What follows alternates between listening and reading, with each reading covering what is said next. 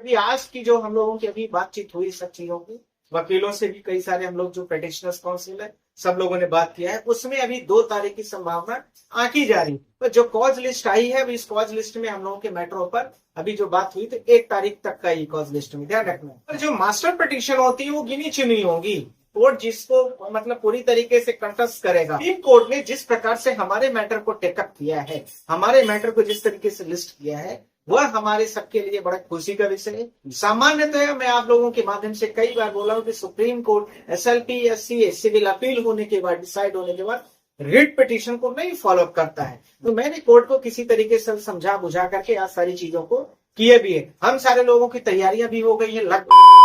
नमस्कार साथियों सीटेट परीक्षा फल आउट हो चुका है। जी हाँ साथियों, और काफ़ी टीचर्स जो कि सीटेट पास हो चुके हैं। दोस्तों आज मैं आपको एक परसेंटेज बताऊंगा, उन टीचर्स की संख्या बताऊंगा कितने टीचर्स सीटेट पास हो चुके हैं। सबसे बड़ी बात है दोस्तों। और दूसरी बड़ी दोस्तों मैं आपको बात बताऊंगा, वो बात है सुप्रीम कोर्ट के वकील साहब ने 2 तारीख को दोस्तों 2 अप्रैल को केस के फैसले में जो पुनर्विचार याचिका है उसके ऊपर बहुत बड़ी बात कह दी है। और सुप्रीम कोर्ट के वकील साहब ने तय कर दिया, ये बात क्लियर कर दिया है कि शिक्षकों को अब टेट से राहत मिलने वाली है। जी हाँ साथियों, पूरा उनका इंटरव्यू मैं अपने इस चैनल पे दिखाऊंगा, इसलिए वीडियो पूरा जरूर देखें, बिल्कुल भी ना निकालें। सबसे पहले दोस्तों मैं बात करूंगा सीटेट 2026 के बारे में। जी हाँ साथियों, सबसे बड़ी बात है कि सीटेट 2025-26 का दोस्तों रिजल्ट जारी हो चुका है।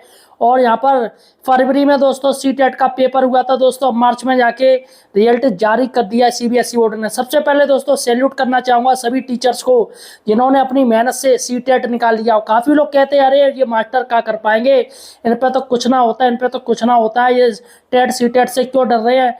दोस्तों यहाँ पर उन सभी के मुँह फटे के फटे रह जाएंगे जब उनका रिकॉर्ड देखेंगे। और ज़्यादातर टीचर्स ने सीटेट पास कर दिया है दोस्तों। सबसे बड़ी बात है दोस्तों, मैं आपको इस वीडियो बताने जा रहा हूँ।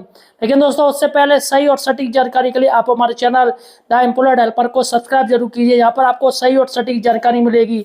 देखिएगा दोस्तों, सबसे पहले हम चलते हैं, यहाँ पर देखिएगा सीटेट 2026 कितने पास। यहाँ पर मैंने एक वो लिया 2024-23-24 का सीटेट और 24-25 का सीटेट और 25-26 का सीटेट, यानी 2026 वाला ये अभी का सीटेट है। इसमें कितने कैंडिडेट बैठे थे और कितने पास हुए, सारा परसेंटेज मैं आपको निकाल के दिखाऊंगा। देखिएगा 24 वाला भी, 25 वाला भी, 26 वाला भी। यहाँ पर मैं आपको बता दूं कि सीटेट है वो साल में 2 बार होता है, ये आप जानकारी कर लीजिए, साल में 2 बार होता है सीटेट। तो यहाँ पर साथियों सबसे बड़ी बात है कि 2024 में कितने कैंडिडेट पास हुए थे, उनका क्या परसेंटेज है और कितने बैठे थे। सबसे बड़ी बात है कितने कैंडिडेट बैठे थे। तो यहाँ पर दोस्तों देखिएगा मैं आपको बता दूं, सीटेट जो हुआ था दोस्तों वो आपके जो 2024 में हुआ था दोस्तों, जिसमें बैठे थे मैं आपको बता दूं, ये सीटेट 2 हुए थे। एक तो हुआ था दोस्तों आपका जुलाई में, एक सीटेट हुआ था जुलाई में और दूसरा हुआ था दिसंबर में। यह साथियों 2 सीटेट हुए थे। तो यहाँ पर जो जुलाई की मैं आपको संख्या बता रहा हूँ, जुलाई में कितने बैठे थे। देखिएगा जुलाई में बैठे थे 19.32 लाख, 19.5 लाख बैठे थे दोस्तों जुलाई 2024 का जो सीटेट हुआ था। उसके बाद दोस्तों फिर हुआ था दिसंबर में। दिसंबर में दोस्तों जो बैठे थे वो बैठे थे 22.76 लाख, 22.76 लाख, 22.76 लाख बैठे थे। ये दोस्तों मैंने आपको बता दी। अब यहाँ पर हम बात करेंगे कि परसेंटेज क्या रहा है। तो देखिएगा पूरा जो 23-24 का अगर हम सत्र ले ले पूरा 24 का, तो इसमें जो परसेंटेज दोस्तों जो लमसम निकल के आया है, देखिएगा प्राइमरी में 15.9%, 15.9% टीचर पास हुए और जूनियर में काफ़ी कम है, इसका आधा मान लीजिए 7.6% ये पास हुए दोस्तों। ये मैं आपको बता रहा हूँ 2024 का जो सीटेट हुआ था दोस्तों, यहाँ पर मैंने आपको बता दिया। चलेगा दोस्तों, अब बात करते हैं 2025 में, 24-25 का मैं आपको बता दूं। यहाँ पर भी दोस्तों दिसंबर और जुलाई में हुआ था। देखिएगा जुलाई का मैं आपको बता दूं और दिसंबर का बता दूं। तो यहाँ पर हम पहले चलते जुलाई में। जुलाई में साथियों इसमें जो बैठे थे वो बैठे थे 20.25, यानी 20,25,000 बैठे थे साथियों इसमें। और दिसंबर की बात करें, दिसंबर में बैठे थे 16.72, यानी 16,72,000 कैंडिडेट बैठे थे साथियों। तो यहाँ पर संख्या कम है। अब यहाँ पर हम पास की बात करें, पूरे साल का हम पास का एक लमसम निकालेंगे कितना परसेंटेज रहा है। तो देखिएगा यहाँ पर पास का मैं आपको बता दूं, जो प्राइमरी में है वो हुआ है 20.6% पास हुए थे। और जूनियर की बात करें, जूनियर थोड़ा बढ़ा है यहाँ पर, तो 10.26% पास हुए। ये दोस्तों हो गया 2025 का। 2024 का 2025 का बात करते हैं। 2026 में कितने दोस्तों पास हुए कैंडिडेट, क्योंकि ये सत्र वो चल रहा है 2025-26 का चल रहा है। यहाँ पर मैं आपको पहले बता दिया 2025-26 का सत्र है, ये था 2024-25 का, ये है 23-24 का। तो देखिएगा दोस्तों, अब हम बात करते हैं जो मार्च में रियल डिक्लेयर हुआ है सीबीएसई ने किया, इसमें कितने पास हुए देखिएगा। अब देखिएगा साथियों, मैं आपको बता दूं कितने ने टेट दिया है और कितनों ने फॉर्म भरा है, कितने पास हुए, ये परसेंटेज आप जान लीजिए, ये जानना आपके लिए काफी इंपॉर्टेंट है। तो 2025-26 ये दोस्तों आपका टेट है। देखिएगा मैं आपको बता दूं यहाँ पर परसेंट देखिएगा, जिन्होंने रजिस्टर्ड किया है तो 26,49,129 लोगों ने रजिस्टर किया था। जी हाँ साथियों, 26,49,129 यानी कि 26-26.5 लाख आप जान लीजिए इन्होंने रजिस्टर किया है। और टेट कितने लोगों ने दिया, तो टेट दिया है वो है 23,24,625 लोगों ने टेट दिया है। तो यहाँ पर 23,24,625 लोगों ने टेट दिया है एंड टाइम पे आके, ठीक है। अब यहाँ पर दोस्तों प्राइमरी और जूनियर की हम बात करते हैं, प्राइमरी ने कितने जो पास हुए हैं और जूनियर के कितने पास हुए हैं। देखिएगा यहाँ 23,24,625 ने टेट दिया है, तो प्राइमरी में जो पास हुए हैं वो हुए 3,58,937 पास हुए कैंडिडेट, और जूनियर में पास हुए 3,47,038।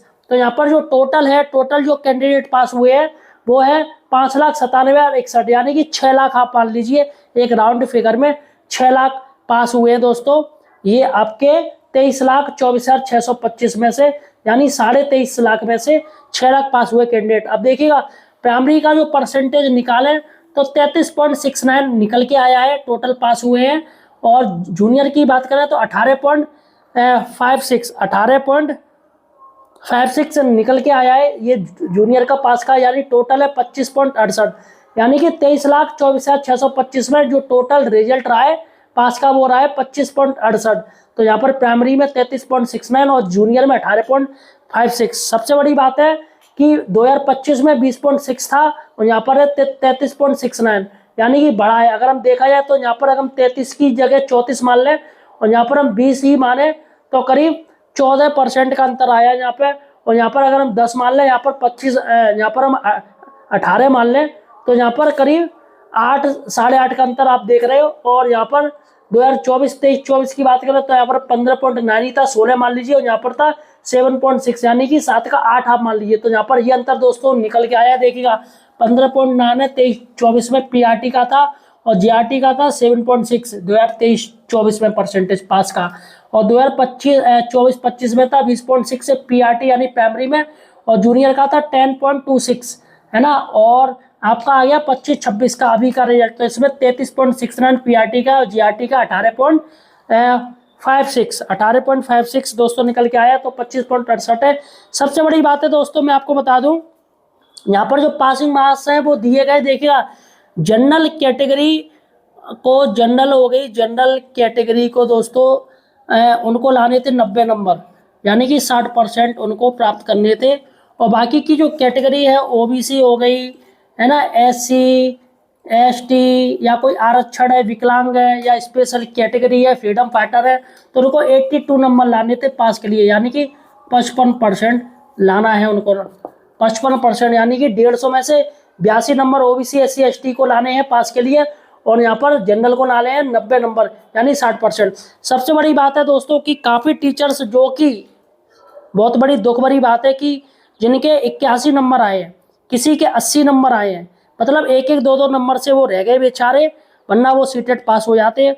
यह मान के चलिएगा कि टीचर्स सबसे ज़्यादा पास हुए, और जिनमें दोस्तों जो रह भी गए हैं वो सिर्फ एक एक नंबर से रहे हैं। तो आप मुझे कमेंट सेक्शन में बताइएगा आपके कितने नंबर आए सीटेट में, क्या आप पास हो गए, पास हुए या नहीं हुए, यार ये मुझे कमेंट सेक्शन में बताइएगा ताकि लोगों को जानकारी हो सके। अगर आप पास नहीं हो पाए तो आपके कितने नंबर आए हैं 150 में से, ये मुझे कमेंट सेक्शन में जो बताइएगा कि प्राइमरी में या जूनियर में क्या आपके नंबर आए। सबसे ज़्यादा तो प्राइमरी में ही आए होंगे दोस्तों, सबसे ज़्यादा टीचर्स ने प्राइमरी में ही दिया है। और दोस्तों अब चलिएगा दूसरी बड़ी बात है, सुप्रीम कोर्ट के वकील ने 2 अप्रैल एवं शिक्षकों को मिलेगी टेट से 100% छूट।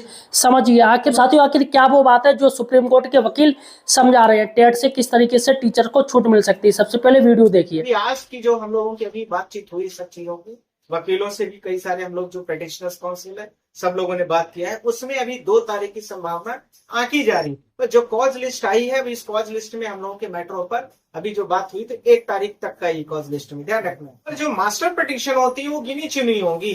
कोर्ट जिसको मतलब पूरी तरीके से कंटेस्ट करेगा। सुप्रीम कोर्ट ने जिस प्रकार से हमारे मैटर को टेकअप किया है, हमारे मैटर को जिस तरीके से लिस्ट किया है, वह हमारे सबके लिए बड़ा खुशी का विषय है। सामान्यतः मैं आप लोगों के माध्यम से कई बार बोला हूं कि सुप्रीम कोर्ट एसएलपी या सीए सिविल अपील होने के बाद, डिसाइड होने के बाद रिट पिटीशन को नहीं फॉलो अप करता है। तो मैंने कोर्ट को किसी तरीके से समझा बुझा करके आज सारी चीजों को किए भी है। हम सारे लोगों की तैयारियां भी हो गई है, लगभग अभी कयासों में ही बात चल रही है, क्योंकि फाइनल लिस्ट आनी अभी बाकी है। तो क्या शिक्षकों को राहत मिलेगी और कौन कौन से फैक्ट रखे जाएंगे? देखिए, मैं आप लोगों के माध्यम से बोलना चाहता हूं कि जिस प्रकार से टीचर अभी पूरी अनियमितता के आधार पर, पूरी परेशानी में, पूरे उलझे हुए तरीके से सारी चीजों को कर रहे थे, उन सारी चीजों में कहीं न कहीं पर अभी यह स्पष्ट हो गया कि सुप्रीम कोर्ट ने उनके मैटर को टेकअप कर लिया। Point number 1। पॉइंट नंबर 2, जिस तरीके से टीचर अभी तक सबको पता है, पूरे देश के लोगों को, कि सामान्यतः सुप्रीम कोर्ट अपने मैटर को रिवाइज करती नहीं है और रिव्यू पिटीशंस को भी स्टार नहीं करती है। इसमें भी कोर्ट कहीं न कहीं पर कंसीडर कर रही है। दूसरी, ये टीचरों की ही बड़ी जीत। तीसरा, स्टेट जितने भी हैं वो 2 पक्षी तरीके से ही सही, पर कहीं न कहीं पर वह रिव्यू पिटीशन में भी आए। कुछ राज्य इसमें गिने चुने राज्य भले ही हो, पर वो भी आए हैं। दूसरा, इनका साथ में कहीं न कहीं पर राज्य सरकारें भी इनके पक्ष में है, क्योंकि राज्य सरकारों को पता है कि ये जो सरकार के पास में अभी सुप्रीम कोर्ट का ऑर्डर अभी जो आया है, उस ऑर्डर के हिसाब से कहीं न कहीं टीचरों के साथ में अन्याय हो रहा है। और कोई भी पोस्ट और कोई भी अपॉइंटमेंट होता है तो as per law, as per जो उसमें नोटिफिकेशन आता है, एज पर जो उसकी गाइडलाइन होती है, उस समय के दौरान पर, उस पोस्ट के दौरान पर, उस एग्जामिनेशन के दौरान पर वैसे ही समझने की जरूरत है जैसे जुडिशरी का कोई लोअर कोर्ट का मतलब पेपर होने वाला है, उसमें नोटिफिकेशन दिया जाता है। अभी नया नया रूल आ गया कि 3 साल एलएलबी करने के बाद बच्चों को मस्ट करने की आवश्यकता है। तो वो जो है, जो 3 साल की मस्ट करने की आवश्यकता है, तो वो सबके लिए मस्ट हो गया। अब जो नई नोटिफिकेशन निकाली जाएंगी उनपे वो लागू होगा, कंप्लायंस होगा। पर कोर्ट ये कह दे कि 2000 से पहले के जितने भी जजेस हैं, जितने चाहे कोई भी कोर्ट के हो, लोअर कोर्ट के हो, हाई कोर्ट के हो, सुप्रीम कोर्ट तो पहुंचे नहीं होंगे, लोअर कोर्ट हाई कोर्ट तक की बात कर रहा हूं, तो वहां सारे लोग अपने कहीं न कहीं पर उनपे भी ये सारी चीजें 3 साल का मिनिमम अनुभव, लोअर कोर्ट के जजेस को भी और उसके साथ में हाई कोर्ट तक के जितने बीच के हैं सबको करना, फॉलो अप करना मस्ट हो जाएगा। इस दौरान पर हाई कोर्ट का जो जज बैठा होगा, या डिस्ट्रिक्ट का जो जज बैठा होगा, या एडिशनल सेशंस कोर्ट का जो ट्रायल का कोर्ट बैठा होगा, वो जाएगा सीधा वकील बनेगा पहले। उसी प्रकार से ये जो पीड़ा की जा रही है वो शिक्षकों के साथ में भी की गई है। ये चौथी बात थी। 5वीं बात इसके साथ में, सुप्रीम कोर्ट ने जिस प्रकार से हमारे मैटर को टेकअप किया है, हमारे मैटर को जिस तरीके से लिस्ट किया है, वह हमारे सबके लिए बड़ा खुशी का विषय है। सामान्यतः मैं आप लोगों के माध्यम से कई बार बोला हूं कि सुप्रीम कोर्ट एसएलपी या सीए सिविल अपील होने के बाद, डिसाइड होने के बाद रिट पिटीशन को नहीं फॉलो अप करता है। तो मैंने कोर्ट को किसी तरीके से समझा बुझा करके आज सारी चीजों को किए भी है। हम सारे लोगों की तैयारियां भी हो गई है लगभग, और आज जितने भी लॉयर्स इस पिटीशन में आए, हम लोगों की मीटिंगें थी अभी सुबह 11 बजे से, उसमें देश के सारे टॉप लॉयर्स हैं, हम उसमें शामिल हैं और उसमें हम लोग अच्छा करने वाले हैं। और देश के शिक्षकों के साथ में हम पहले भी खड़े हैं, आज भी खड़े हैं और कल भी खड़े हैं। और इसका यदि उदाहरण मुझे, यदि मेरी सरकारें उनके फेवर में नहीं होती हैं, यदि हमारा जो सुप्रीम कोर्ट है वो हमारे इनके फेवर में नहीं होता है, तो कहीं न कहीं जो ईरान का और इजराइल का युद्ध हो रहा है, ईरान एजुकेशन पावर के आधार पर ही इतनी बड़ी पॉलिसी से और इतने बड़े यूएसए जो दुनिया की सबसे बड़ी कंट्री डेवलप्ड कंट्री मानी जाती थी, तो उसके कहीं न कहीं एजुकेशन के लेवल से ही आगे आकर के उसको फाइट कर रहा है, उसको डिफेंड कर रहा है, उसको डिफीट कर रहा है। क्यों? उनको पता था कि आज नहीं तो कल मुझे लड़ना ही पड़ेगा, तो 20 साल 30 साल पुरानी प्लानिंग लेके चल रहे हैं। वैसे ही टीचरों की प्लानिंग भी है, इसीलिए टीचरों के लिए भी जिस तरह से रिव्यू पिटीशन और रिट पिटीशन और इंप्लीमेंट एमए सबकी जिस तरह से स्टोर की गई है, वह कहीं न कहीं टीचरों के लिए एक बड़ी खुशी का विषय है। और बड़ी खुशी का विषय तो है, लेकिन सवाल है कि जो आपके तरफ से याचिकाएं दायर की गई हैं और जिस तरीके से आपने कहा कि रिट पिटीशन भी दायर की गई है, तो इन तमाम विषयों को लेकर के अब आगे कब तक सुनवाई हो सकती है और इसमें अब शिक्षकों के पक्ष को क्या क्या रखा जाएगा, क्योंकि बहुत सारे डेवलपमेंट हो भी चुके हैं। मैंने आपके लिए माध्यम से और भी एक चीज को बोलना चाहता हूँ। पिटीशन जो लग चुकी है वो लग चुकी है, और उसके साथ में जो लोग नए आना चाहते हैं वो आते रहेंगे, क्लब होती रहेंगी, ये सब होता रहेगा। तीसरी बात, जो टीचर्स है, मतलब बहुत सारे लोगों से मिले होंगे, बहुत सारे तरह के लॉयर्स होते हैं, और उसमें जो लॉयर्स जहां से जुड़े होंगे, तो कुछ लोग एप्लीकेशन डाल देते हैं, कुछ लोग इम्प्लीमेंट फाइल करेंगे, कुछ लोग एमएफ फाइल करेंगे, ये सब चलता रहेगा। पर जो मास्टर पिटीशन होती है वो गिनी चुनी होगी। कोर्ट जिसको मतलब पूरी तरीके से कंटेस्ट करेगा, पूरी तरीके से कोर्ट को लिस्ट करेगा, मैटरों में आएंगे, तो वो तो सामान्य तरीके से होंगी। कई सारे टीचर हमसे बहुत तरीके से भी बात कर रहे थे कि सर ऐसा ऐसा इश्यूज है और हम लोग फाइनेंशियल क्राइसिस में आ रहे हैं। उसको उदाहरण के स्वरूप में मैं आपको पेश करना चाहता हूँ।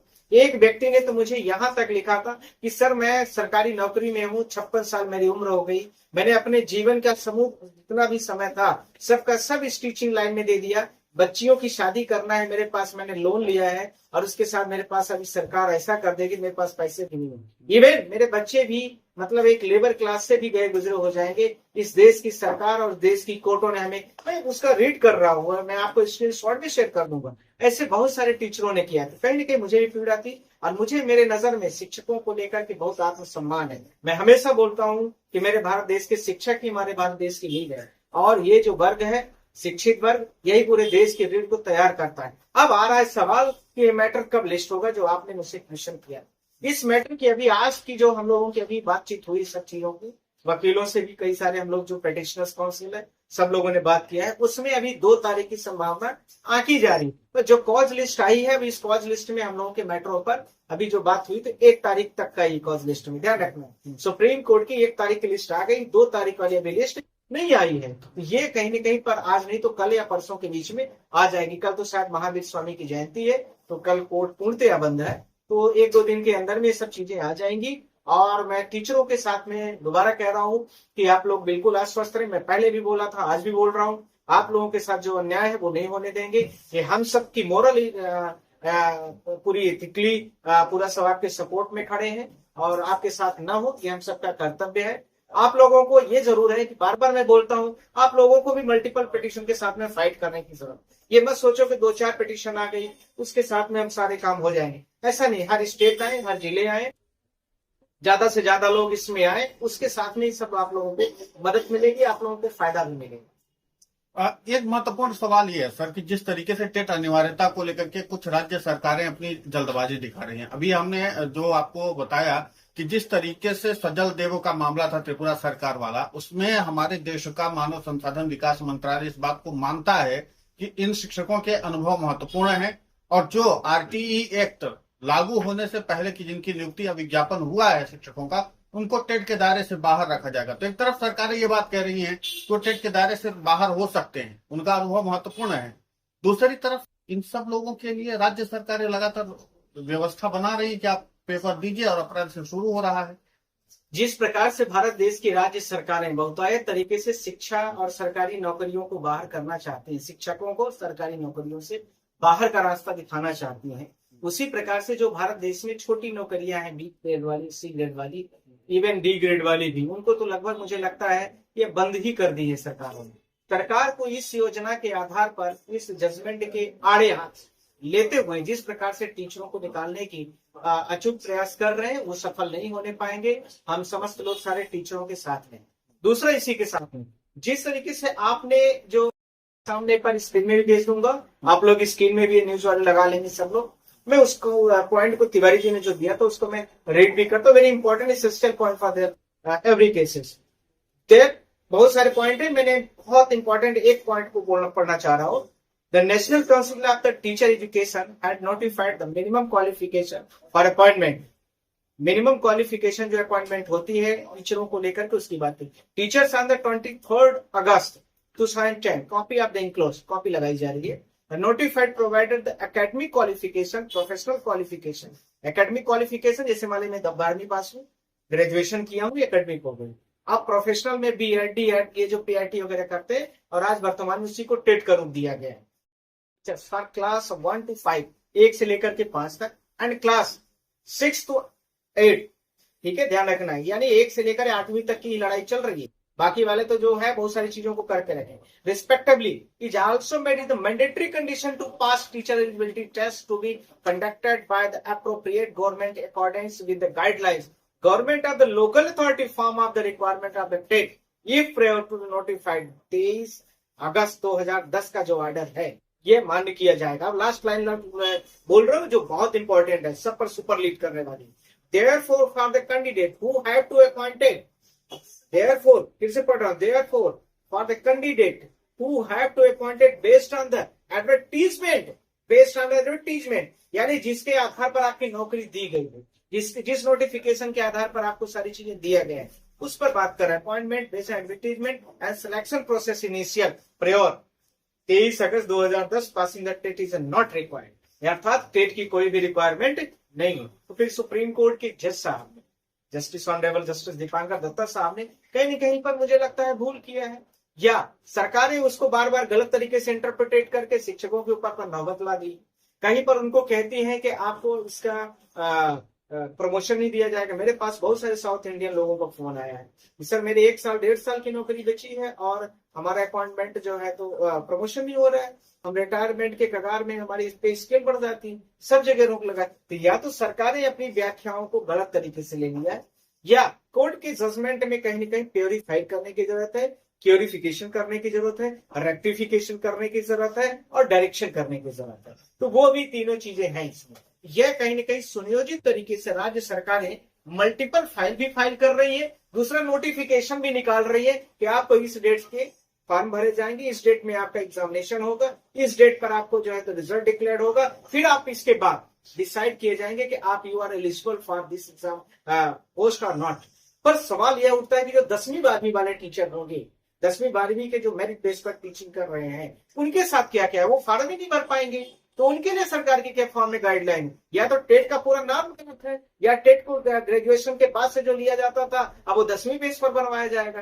तो ये सारी अनियमितता। तीसरा, इसके साथ में मल्टीपल इतने सारे बच्चे एकाएक स्कूलें बंद होगी देश में, एक बड़ी तरह की अफरा तफरी होगी। 1 से लेकर 8वीं तक की जितनी स्कूलें सरकारी हैं, कहीं न कहीं जब टीचर इनकैपेबल हो जाएंगे और वो टीचर एलिजिबल नहीं रहेंगे, टेट एग्जाम नहीं दे पाएंगे, फॉर्म नहीं भर पाएंगे, तो फिर ये जो कोर्ट का जजमेंट का सीए नंबर है कोर्ट का, सुप्रीम कोर्ट का, उसमें जिस तरीके से इस पर सारी चीजें लिखी गई हैं और उसमें ये बोला गया है कि पारा नंबर 216 और 219 के बीच में जो civil appeal number 1385/2025 Anjuman Ishaat e Taleem trust versus the state of Maharashtra and others, तो ये तो मतलब रिजर्व के लिए आया हुआ था, पर इसमें सबके लिए लागू कर दिया गया है। तो कहीं न कहीं पर सरकारें भी इसी जजमेंट को आड़े हाथ लेते हुए अपना काम निकालना चाहती हैं। सरकार की जो टीचरों की नियुक्तियां कम है उसको भी बाइस करना चाहती है, नई नियुक्तियां नहीं करना चाहती है, इसलिए जिससे भारत देश के इतने सारे युवा जो इंटेलिजेंट है, भारत देश की एजुकेशन इतनी पावर है, इतना मैंडेटरी, इतने अच्छे अच्छे टीचर हैं, उनको बाहर करने का एक रास्ता निकालना, तो वो कहीं न कहीं गलत है, उसके हम घोर विरोध में है। और आप सबको मैंने आश्वस्त पहले भी किया था, आज फिर कर रहा हूँ कि आप लोगों की नौकरी नहीं जाने पाएगी। हम सब आप लोगों के लिए खड़े हैं और लड़ेंगे और आप लोगों को न्याय भी दिलाएंगे। सर आप खड़े हैं, आप तो लड़ रहे हैं, प्रश्न यही से 2 खड़े हो रहे हैं। एक वर्ग है शिक्षकों का जो आंदोलन करने के लिए 4 अप्रैल को राष्ट्रीय राजधानी दिल्ली पहुंच रहा है, दूसरा शिक्षकों का वर्ग है जो अभी भी लगता है कि जो बाकी लोगों के फैसले आएंगे उसमें हम भी गुलगुले खा लेंगे, यानी गुलगुला कोई और बनाए और खाएंगे वो। तो यहाँ पर क्लियरिफिकेशन करने की जरूरत है कि आप लड़ेंगे तो आप कैसे लड़ेंगे जब जिनके लिए लड़ा जाना है वो अगर घर पर बैठे रहेंगे। दूसरी बात है कि जो आंदोलन करने आए हैं उनके लिए भी महत्वपूर्ण बात है। भारत देश की जो शिक्षक हैं उनको मुझे कुछ कहने की जरूरत नहीं, वो सब समझदार है। मुझे लगता है आपने इशारों में कह भी दिया है सबको, और सबको संकेत भी दे दिया है कि सब टीचरों को भी घर से निकल करके इस भारत देश में जो उनकी जॉब की व्यवस्था है उसकी कानूनी लड़ाई के लिए उनको भी सामने आना चाहिए। दूसरी बात, भारत देश का जो पुराना इतिहास कहता है कि ब्रिटिश गवर्नमेंट भारत देश में 250 साल तक कब्जा करके रखी। ये भारत देश है, यहाँ पर कुछ ही लोग होते हैं जो देश के लिए संविधान पे लड़ते हैं, बाकी लोग तो ज्यादातर वो होते हैं जो पीठ पीछे से तालियां बजाते हैं। आपने अच्छा कर दिया तो तालियां हो गई, नहीं तो अभी जब जजमेंट हो जाएगा, इन्हीं में से बहुत सारे टीचर यह भी कह रहे तो होने ही वाला था, तो कोर्ट ने ऐसा जजमेंट दिया था कि उसको अपने आप वापस करना था। अभी भले सारे टीचर ये कह रहे हैं, मैं आपके सामने बोल रहा हूँ, ऑन कैमरा बोल रहा हूँ, जब हो जाएगा तो यही बहुत सारे टीचर उनमें जो मतलब जिनकी आप बातें कर रहे हैं, तो वो यही कह रहे हैं वो तो होने वाला था, वो तो जज को पता नहीं था, वो क्लरिकल मिस्टेक थी, वो हो गया सब। ये उस सपोर्ट वाले हैं जो सरकार को बचाने की कोशिश करें, कोई भी सरकार हो राज्य की, मेरा इससे कोई लेना देना नहीं कौन सी सरकार कहाँ हो, क्योंकि एजुकेशन का जो मामला तो स्टेट गवर्नमेंट के अंदर में आता है। तो यह भी भारत देश के लोग होंगे, वो यह भी नहीं करेंगे कि आपका सपोर्ट करें, टीचर जो लड़ रहे हैं उनका सपोर्ट करें और आपके साथ में फाइल करें, मल्टीपल अपने लॉयर्स के साथ में आए और लड़े, अपने कानून के लिए लड़े। हम लोग तो लड़ ही रहे हैं। तो गुलगुले जो आपने बात कहा है, ये भारत देश है। जब 1857 का रिवोल्ट हुआ, चाहे तो जो भारत देश जब आजाद होता है 1947, उसके पहले का, तो लिमिटेड लोग होते थे जो रेवोल्यूशन को पूरा लीडरशिप देते, और लिमिटेड लोग होते थे जो उसको। पर ये था कि जो उस समय के जो लोग होते, ऑनेस्टी तरीके से, जेन्युइन तरीके से जो कहते थे वो करते थे, जो लड़ते थे वो लड़ते थे, जो सामना देते थे सामना देते थे। ऐसा नहीं था कि पीठ पीछे कुछ और भी करते। तो ये सवाल सबको ध्यान रखने की आवश्यकता है। सारे टीचर हमारे बुद्धिजीवी हैं, भारत देश के लीड है, तो वो भी मुझे लगता है कि अब उनको मुझे कुछ मैसेज करने की जरूरत नहीं। सब लोग लड़ेंगे और सब लोग आगे आकर के देश की लड़ाई में अपने कानूनी अधिकारों की जीत के लिए आएंगे, क्योंकि अभी तक तो वो देश के अधिकारों को बना रहे, बच्चों को तैयार कर रहे हैं, देश सबसे बड़ा है उसके लिए कर रहे हैं। पर अब मुझे लगता है कि उनके लिए है, उनके लिए हम लोग भी लड़ेंगे और वो खुद भी हम लोगों के सपोर्ट में साथ में रहें। पिटीशन आएगी तभी तो हम लोग मल्टीपल चीजों में लड़ेंगे। तो इसमें स्टेट गवर्नमेंट बहुत सारे लोगों ने मुझे फोन भी किया, भैया मैं तो सुबह पहुंचने वाला था, परसों ही पहुंच रहा हूँ, आज पहुंच रहा हूँ, कल पहुंच रहा हूँ, पता चला भैया पता नहीं कहाँ आए हैं कि नहीं आए कि गायब भी हो गए। तो ऐसा न करें। मैंने आपसे ये ऑनेस्टी बोला, मैंने बड़े ईमानदारी से आप लोगों को केस को टेकअप कराया। मैं चीफ जस्टिस से बार बार मिल की लॉर्डशिप, ये टीचरों का मामला है, आप खुद भी शिक्षक फैमिली से आए, तो कुछ करिए। आपके पिता भी संस्कृत के बड़े प्रोफेसर टीचर रहे हैं, तो ये सारी मैंने बार बार रिक्वेस्ट कर करके इस मैटर को टेकअप कराया है। तो ऐसा ना करें, नहीं आना है या आना है अलग बातें हैं, तो जो काम करना है उसको करना है, कम से कम गुमराह नहीं करना है। क्योंकि आपके बिहाफ पर मैंने कोर्ट को बोल दिया सर इतने सारे लोग इफेक्टेड हो रहे हैं, इतने सारे लोग आ रहे हैं, पता चला आप आना जाना नहीं है और आप झूठ बोल रहे हैं, तो कम से कम इतना तो नहीं होना चाहिए। मुझे लगता है कि फिजिकली आप साउंड हैं जी। नहीं, बहुत महत्वपूर्ण बात आपने कही सर। और एक चीज ये कि जो आपने नंबर की सुविधा उपलब्ध कराई है, उसका मुझे लगता है कि आगे आने वाले समय में शिक्षक लोग लाभ जरूर लेंगे। और जिस तरीके से इस पूरे विषय पर आपने प्रकाश डाला, जिस तरीके से शिक्षकों के नंबर को लेकर के आपने तिवारी जी जो बोला है, नंबर हमको नहीं देना चाहिए, पर आपने बोल करके दिलाया है, इसका इंश्योरेंस आपका ध्यान रखना है।